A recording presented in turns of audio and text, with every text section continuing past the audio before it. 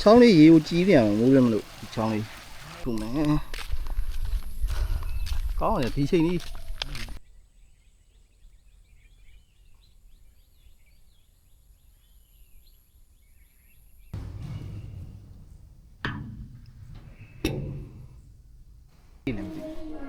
လာလိုက်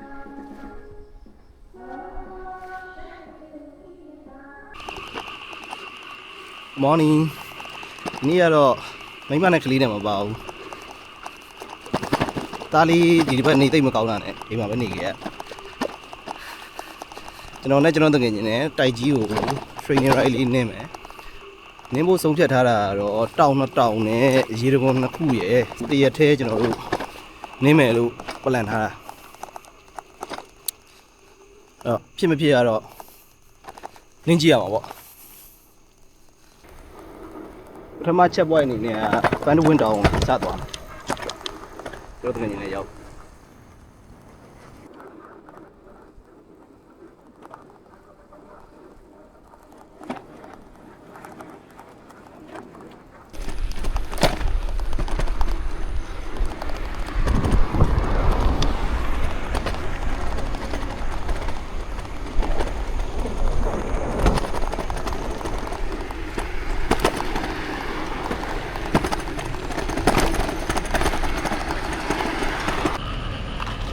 ကောင်းမဲเนี่ย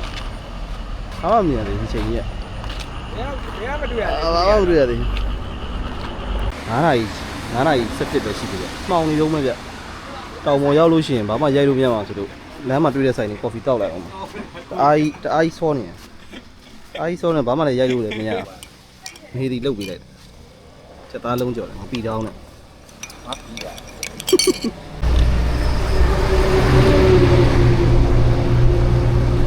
6 နာရီနော်ပြီးရောက်ပြီဗျ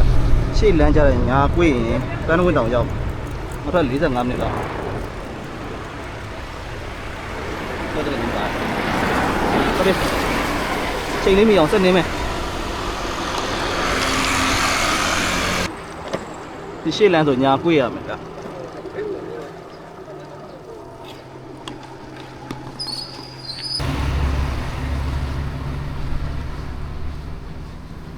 ဟုတ်တယ်နော်ဟုတ်တယ်ဒီလမ်းကိုကိုအောက်တော့ရထိတ်မှလို့ဖိတ်တိုက်ရှိတယ်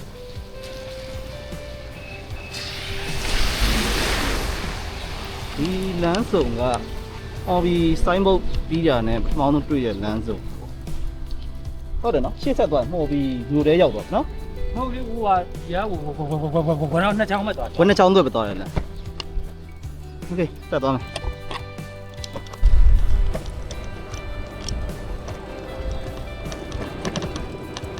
Morning, good morning. Morning ပါဘယ်တော့ တန်းဝဲအကို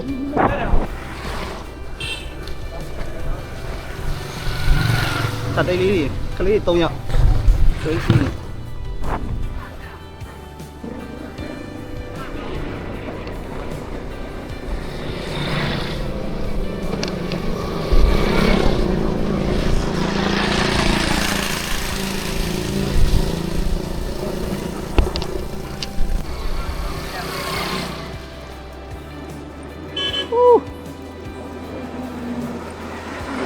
ဒီပန်းဝင်းတော်အဝင်လမ်းတော့အများအားအေးချမ်းနေဗျဒီကင်းနေတယ်လှတယ်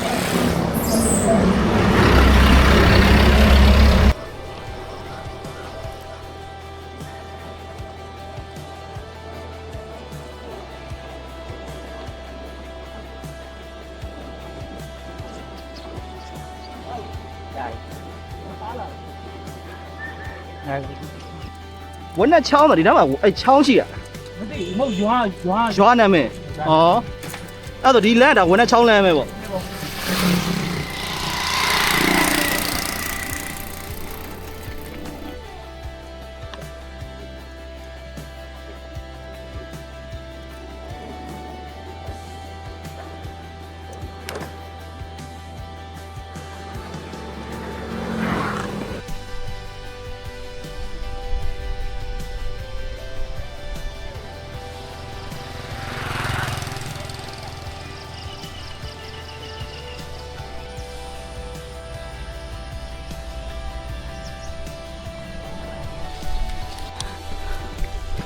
ဒီပန်းဝင်းတောင်နေနိုင်မှတ်တရရှိလားဒီလမ်းပေါ်မှာရှိတဲ့ကလေးတွေကပြတ်သွားလို့ရှိရင်လက်ကလေးလက်ဝါးလေးပြန်ပြန်ပြီးလက်ရိုက်တာပေါ့ဗျာကျွန်တော်စပိန်နင်းသွားတယ်စပိန်မှာလည်းသူတို့လက်နဲ့ဖတ်ဆိုရိုက်တာကလေးတွေတွေ့တိုင်းလှုပ်တဲ့ဒီမှာအလေးကျင့်လို့တော့ဖြစ်နေပြီโอเคဒါပါဆိုင်ဘာပင်လဲတော့မသိဘူးဆိုင်တော့ဆိုင်ထားအဲ့တော့မိုးလုံအောင်လုပ်တာလားနေအောင်လျှော့ပြီးอ่ะနေရောမိုးနော်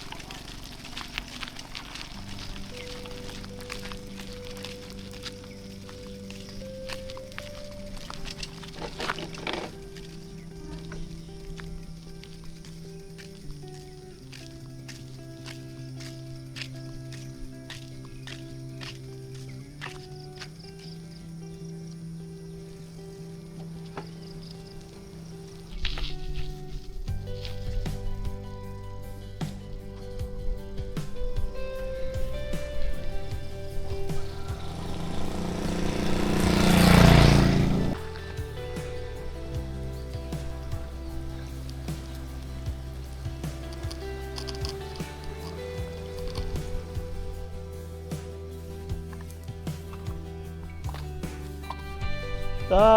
ပန်းပွင့်တောင်ရောက်ဖို့ဟိုကတော့9ကီလိုလောက်ပဲလိုတော့မှတင်တယ်နော်ချောင်းလေးရေကိုကြီးပြန်မိုးရမလို့ချောင်းလေးဒီပိုက်လိုင်းကဂျိုးပြူပိုက်လားလှ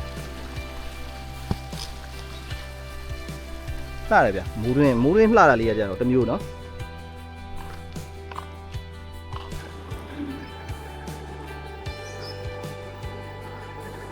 training right မလို့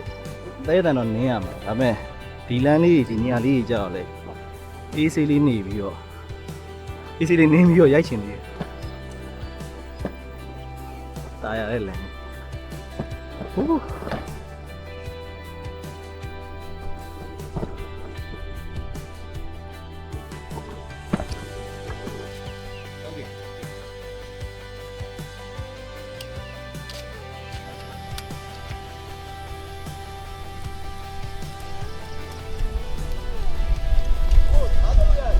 ရတယ်โอเค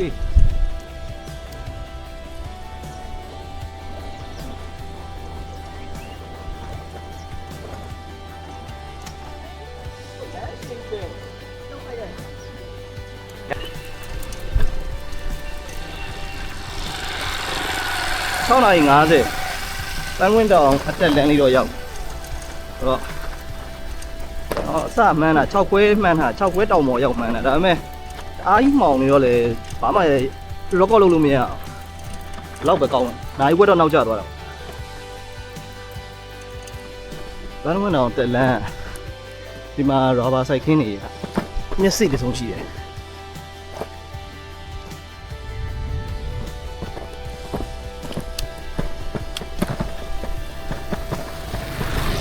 ဒီရာသီဥတုကောင်းတယ်ဗျမနေ့ထွက်လာတဲ့ကမိုးလေးနည်းနည်းလေးပဲရှိပါ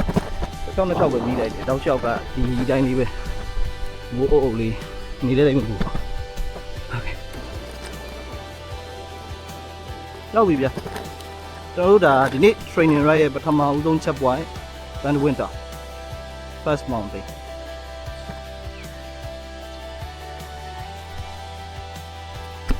ဒီ Band Winter ဆိုင်းဘုတ်လေးအကျော်မှာမှော်ပြီး camping ကိုသွားခြင်းရင်ဒီလမ်းကသွားလို့ရအပြန်တော့နည်းနည်းလေးဝင်ကြည့်လိုက်အောင်โอเค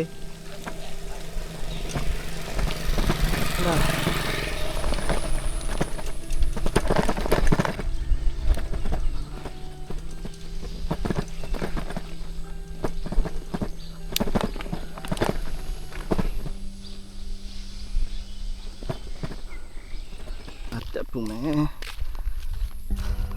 ကောင်းတယ်ဒီချိန်ကြီးရတော့ကောင်း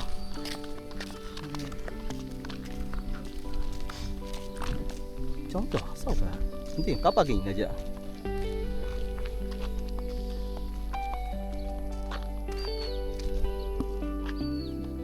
ဒီပေါ်နင်းတယ်ပြီးခဲ့တဲ့ခေါက်ကျွန်တော်နင်းသွားတာအဲ့တော့အခုမပါဘူးကျွန်တော်အပေါ်ထိနင်းသွားအဲ့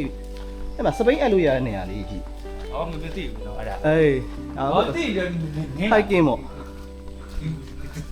ဒီကုန်းတော့ကတော့ရပါတယ် အေးလေ ဒီကုန်းတော့ရတယ်တော်တဲ့မိုက်တယ်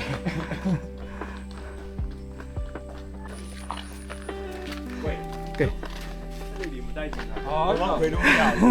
ရပါတော့ โอเคကိုကျေးဇူးပါတကယ်သောက်ခိုင်းဝယ်တာဝယ်လို့မရဘူး ဩရတယ်ညီ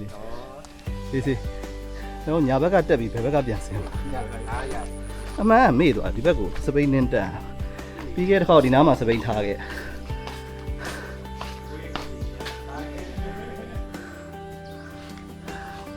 ိုင်းသမားတို့ကတည်းကတက်နေမပြန် အဲဒီလိုပဲ ဝယ်ပြလာ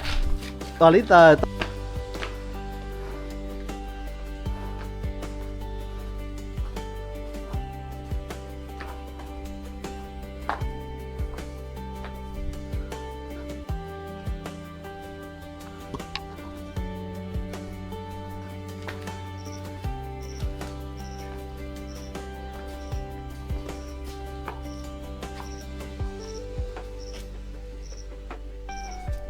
ဟိုးဘက်မှာညဖူးကြီးဆက်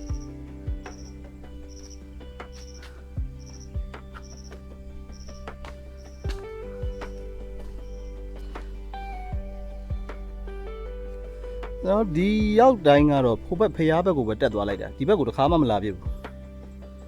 အဲဒီဘက်ကအခုမှပထမဆုံး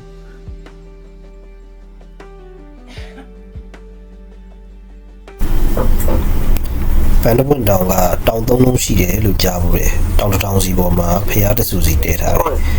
ဒါကဒီဘက်ချမ်းပေါ့နော်ရက်ခနန်းနန်းရှိတဲ့ဘက်မိုးရင်းဖြစ်တဲ့အတွက်ကျွန်တော်တို့တော့အများကြီးမသွားလိုက်တော့ဘူး သွားလို့ရတယ်ဟိုက်ကင်းကျွတ်လို့ဖျားတဲ့နောက်တစ်ခေါက်မှတညအိတ်တွေပါလာပြီးရှောက်သွား ဒီနားတော့ အေးဒီနားလောက်ပါပဲ စစ်ကြောက်ပါမယ်နားပဲ ဒီနေ့တော့မလုံနဲ့တော့ဒီနေ့တော့မလုံနဲ့တော့ဒီနေ့ပလန် ဒီနေ့ပိုက်မှာညားတယ် ဒီနေ့ fight မှာများဒီနေ့တော့မလုံ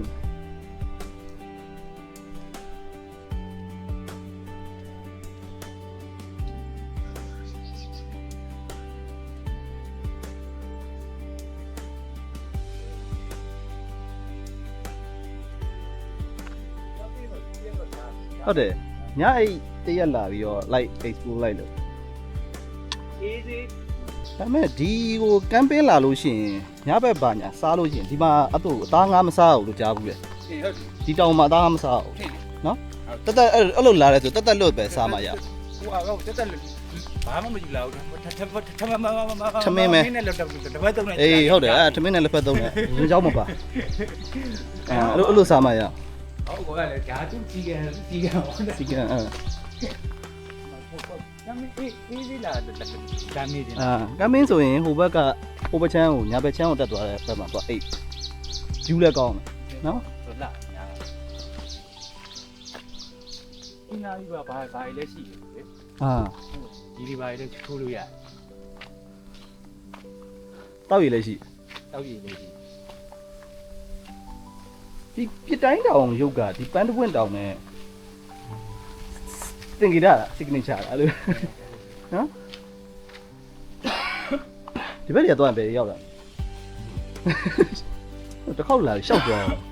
ဒါဘယ်နှုန်းလောင်နာတက်တဲ့နေရ ရပြီတက်တော့ဟုတ်တာဖိုင်တယ်ပါတဘူး ဟုတ်တယ်ဟိုဘက်ချမ်းဆိုင်ကလေးပါ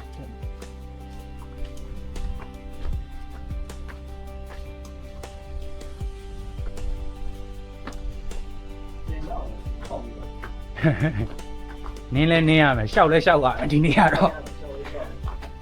ကျွန်တော်ဘိုးကြီးတွေကောင်သွားရင်တဘူးရှောက် ရှောက်ရမယ်ဒီဘိုးကြီးတကုံလဲရှောက်ရအောင်ပါ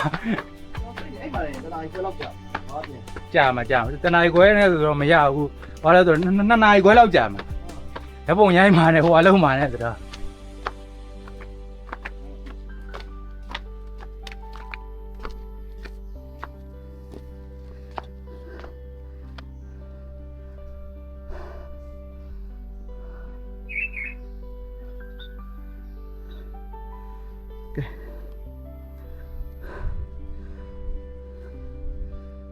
တောင်ပေါ်ကရှူကင်းလေးတွေပတ်ရိုက်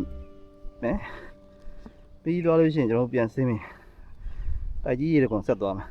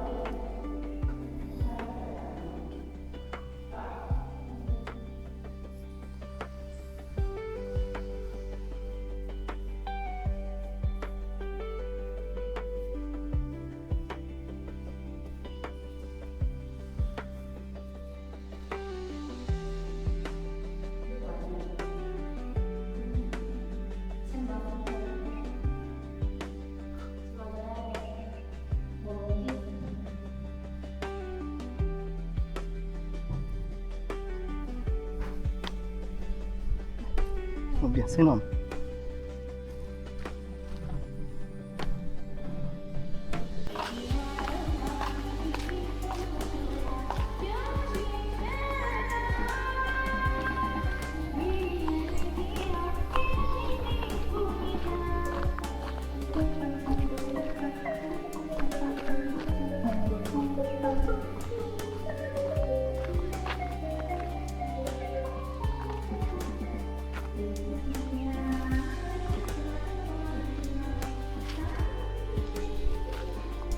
တန်းနေနေလာလိုက်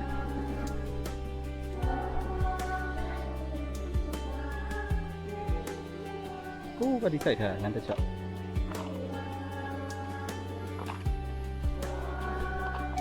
ကိုမင်းရောဘယ်ရောက်ကျန်တယ်ကျွန်တော်တို့ဒါပထမ training point တော့ပြီးသွားပြီ